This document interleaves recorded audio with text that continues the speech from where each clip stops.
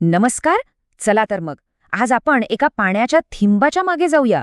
त्याचा एक असा प्रवास जो आपल्याला सहजासहजी दिसत नाही, पण तो खूपच अविश्वसनीय आहे.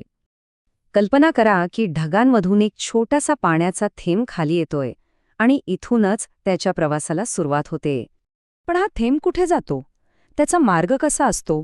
आकाशातून जमिनीवर आणि मग जमिनीच्याही खाली.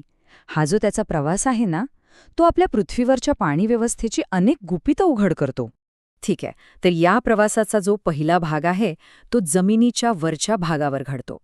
या भागाला एक खास नाव आहे, पाणलोट क्षेत्र. आता पाणलोट क्षेत्र म्हणजे काय? सोपं आहे. समजा एक मोठं बेसिन किंवा घमेला आहे.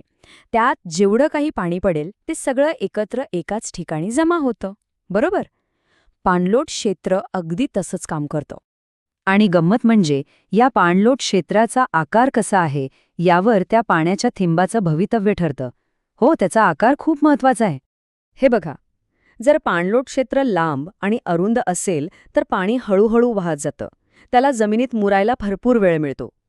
या उलट जर ते पसरट असेल तर पाणी वेगाने वाहून जातं आणि जमिनीत शिरायला वेळच मिळत नाही. म्हणजे भूजल वाढवायचं असेल तर लांब आणि अरुंद क्षेत्र जास्त फायद्याचं ठरतं. अर्थात फक्त आकारच नाही, अनेक गोष्टी आहेत ज्या ठरवतात की तो पाण्याचा थेंब कुठे जाणार. जमिनीचा उतार कसा आहे, तिथली माती कशी आहे, जंगल आहे की शेती की शहर, या सगळ्या गोष्टींचा परिणाम होतो. बरं, तर हे झालं जमिनीवरच्या प्रवासाबद्दल. पण सगळं पाणी जमिनीवरून वाहून जात नाही, नाही का? काही पाणी जमिनीच्या आत मुरतं आणि इथूनच प्रवासाचा दुसरा अदृश्य टप्पा सुरू होतो. पाणी जेव्हा जमिनीच्या आत जातं, या प्रक्रियेला अंतःसरण किंवा अगदी सोप्या भाषेत झिरपणे म्हणतात. आणि हे खूप महत्वाचं आहे, कारण याच प्रक्रियेमुळे जमिनीवरचं पाणी जमिनीखाली जाऊन भूजल बनतं. पण भूजल म्हणजे नेमकं काय? तर जमिनीखाली जे मातीचे आणि खडकांचे थर असतात, त्यांच्यातल्या पोकळीत साठलेलं जे पाणी असतं, ते म्हणजे भूजल. हा गोड्या पाण्याचा एक प्रचंड मोठा लपलेला साठा आहे. आणि या भूजलाचे फायदेही खूप आहेत.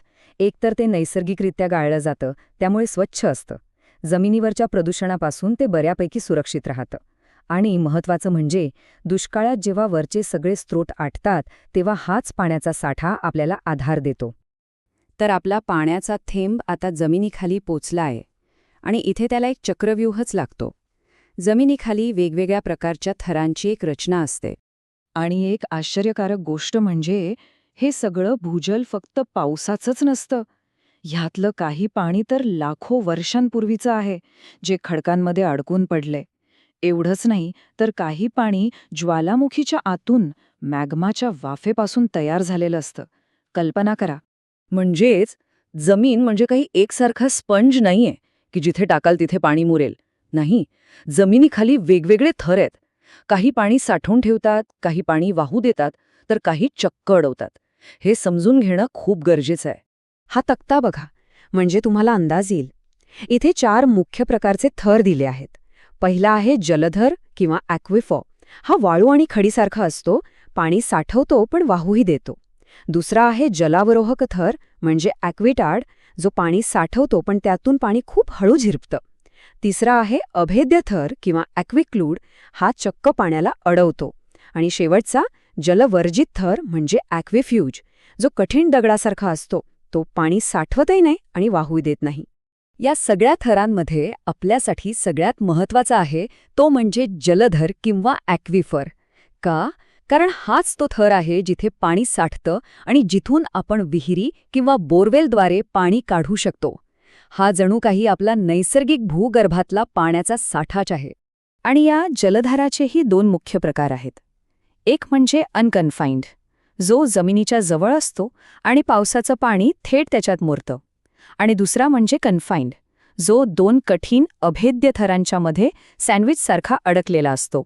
तर जमिनीवरून जमिनीखाली असा प्रवास केल्यानंतर आता वेळ आली आहे त्या पाण्याच्या थेंबाच्या परतीचा प्रवासाची. आणि हा परतीचा प्रवास आपल्याला पाण्याबद्दलची खूप मोठी आणि महत्त्वाची गोष्ट सांगून जातो. आणि हे चक्र पूर्ण कसं होतं?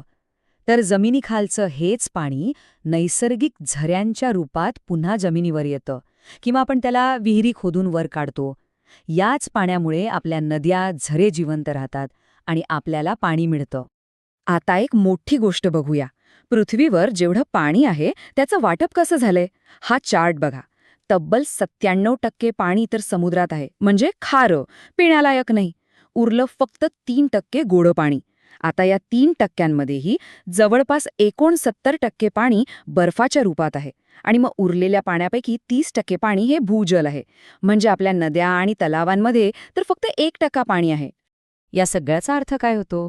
तो हा की या अख्ख्या पृथ्वीवर जेवढं पाणी आहे त्यापैकी 1%पेक्षाही कमी पाणी आपल्यासाठी सहज उपलब्ध आहे आणि वापरण्यासारखं आहे. फक्त 1%पेक्षा कमी. पावसाच्या एका थेंबाचा हा एवढा मोठा आणि गुंतागुंतीचा प्रवास पाहिल्यावर एक महत्त्वाचा प्रश्न आपल्या सगळ्यांसमोर उभा राहतो. हे जे मौल्यवान अदृश्य भूजल आहे, आपल्या आसपासच्या या जलसंपत्तीचं संरक्षण आपण कसं करायचं?